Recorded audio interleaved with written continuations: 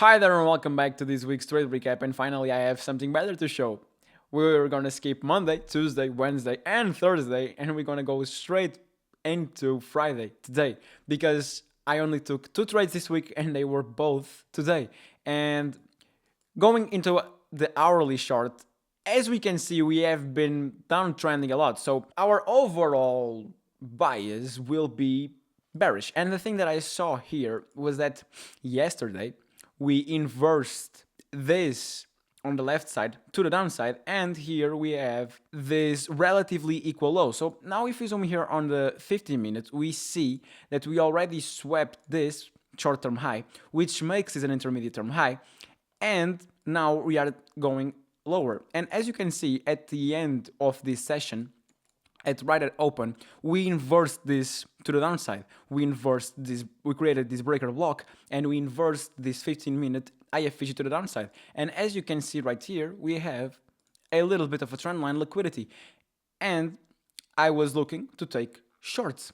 So right at open, we went up and created this intermediate term high. And I wasn't even looking at delivery because we are so low that nothing will be a plus. But here on the 5 minutes, we understand that we do still have a delivery. So this is a rejection block and it is a protected high. So because our bias is bearish, we have a sweep and we have a great delivery. And on a higher time frame, we've already inversed it to the downside. Zooming in on the 1 minute, now we look for a short setup. And right here, we don't have something really good, but zooming in on a 30-second, we see that candle. A candle with a lot of momentum to the downside.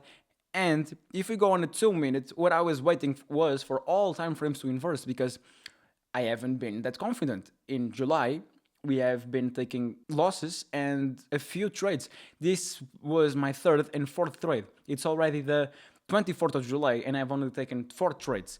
So I haven't been that confident. So I was waiting for all time frames to close, but I committed an error here. As you can see, this 2 minute has a big wick. So when we were going here, I thought that the market will go without me. And because of all this momentum that we can see on a 30-second, I entered around here and I entered with a fewer contracts, almost half-sized, because I knew that it could not inverse this 2 minute to the downside. And that's exactly what happened. In this candle, we went up in the last 20 seconds and we didn't inverse this 2 minutes. So what I did was I closed the trade. And I closed with a decent loss. I thought I wouldn't lose that much, but I closed with a decent loss because my fill was low. So what I did was I waited for us to inverse this 2 minute, and that's exactly what happened in the next 2 minute candle. Here, yes, what I should have done, I should have waited for it to close because we were so low and we didn't have a wick. So usually almost all candles have a wick, so I should have waited for us to form a little wick and then enter if it inversed, but it didn't. So I closed with a small loss and I took the second one, and my target was down here, was the hourly low. But when we came here on a 15 minute, I understood that our market maker sell model would be in the 15 minutes just to this low. So when we zoom here on the 1 minute, I understood that because we are on the trend line and we have a lot of liquidity below, we shouldn't stall here. And when we went armed this week, because it's already Friday and I am not that confident, I took a partial. I entered with 2 contracts and I took a partial on this one, which is pretty okay. And I left the other one for this low.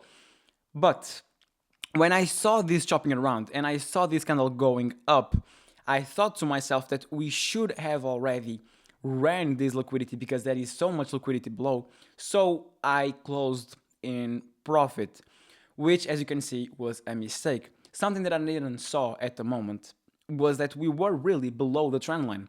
So here we came below the trend line. Because we've already taken this liquidity and we are below trend line, we should hold this now as resistance. And that's exactly what we did. We held the trend line as resistance and we went down to our overall liquidity and our overall draw on liquidity and bias. Now, this is something to have in mind for the next ones. This was, in my opinion, a really great trade, a really discretionary trade because I wasn't that mechanical. And this is really good because on the next one, I will look at a trend line and I will see that if we are below the trend line, we may go lower. Now, another thing that is kind of psychological that made me close this trade is that I had already a loss. And when I took this partial, I was still red by $10, which is almost break even. So I didn't want the trade to lose at break even because if this trade was break even, I would still be red on a day. Partially red, but slightly red on a day. So when I saw this going up and I understood that maybe we wouldn't run this liquidity, I didn't wait for break even. But the second contract that I took, and the last one because I only entered with 2 contracts, only gave me a $66 win, which is low. At that point, maybe I could have waited just for us to get stopped at break even or at the initial TP. That's something to have in mind in the next one. This, in my opinion, is a really great trade. It's awesome that I've taken it. I'm really, really happy about it. These were the only 2 trades that I took this week. Only this loss and this win. It made me slightly green on the week. It's not enough to compensate the losses that I had on the beginning of the month, which are 2 losses. So I'm still red on the month, but let's see if we can have some great wins because the market hasn't been as normal as I'm used to. So this is really, really great for us to train. Thank you for watching. I'll see you in the next one. Bye-bye.